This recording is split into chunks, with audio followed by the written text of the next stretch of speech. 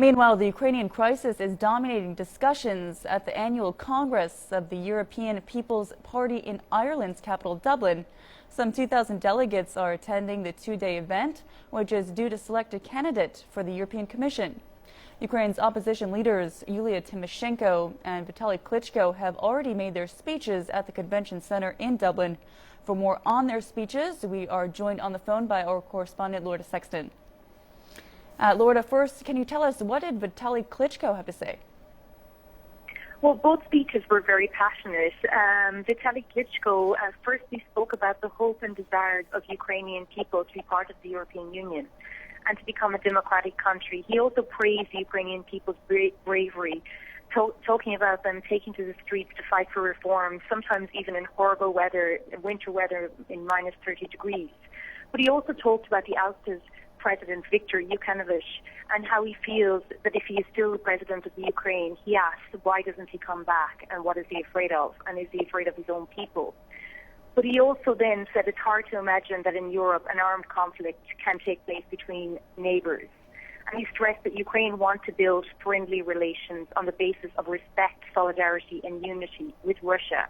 But he spoke also of what Ukraine wants, saying that they want to become part of the EU and they want immediate negotiations with NATO and implementation of reforms.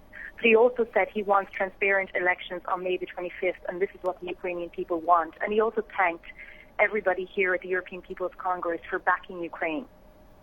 And Yulia Tymoshenko was the other opposition leader speaking there. What was the content of her speech?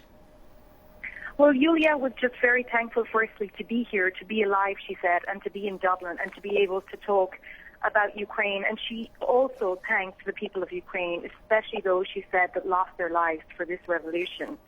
And she called what's happening in Ukraine a very cruel, aggressive civic invasion. She said Putin was to blame, and she called on Europe and said they need to act now.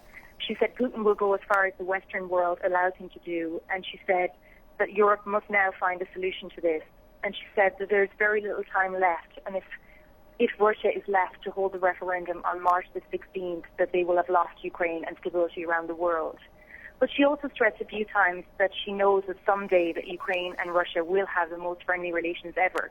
But she said that Russia must see that Ukraine is not a colony that can be driven into a cage. She said they wanted something else, for the Kremlin to see the truth. She said they want action and they want support and that they needed it now the most. But she also said for the first time in history, Ukrainians died waving Ukrainian flags to have a united Europe. And she called on this as a historic time. And she said those who think that Europe is dead are wrong. And she said just look at Ukraine and the Ukrainian people who are fighting for Europe. But she also ended the speech saying glory to Ukraine and glory to Europe. So it's very evident that, the message here from both speeches is that they want a united Europe and they also want to have relations with Russia, but they said that Europe and the people of the world need to act now to ensure that Ukraine achieves independence and gets what it needs. All right, Lorda, many thanks indeed. Our correspondent, Lorda Sexton in Dublin.